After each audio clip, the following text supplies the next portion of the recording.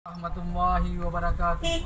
Kami dari Polsek Kurung Raya, Polresta Banda Aceh menghimbau kepada masyarakat Kurung Raya dalam rangka antisipasi virus corona di wilayah Kurung Raya agar masyarakat,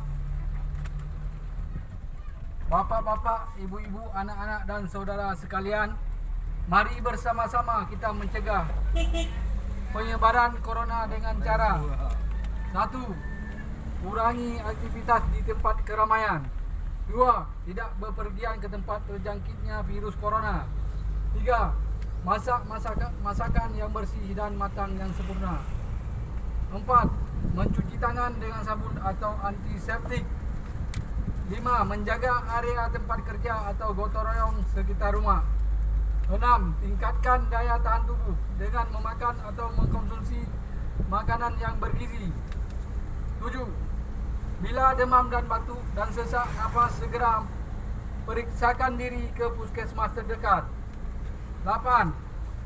Mari kita beribadat dan berdoa kepada Allah Subhanahu wa taala agar terhindar dari segala penyakit.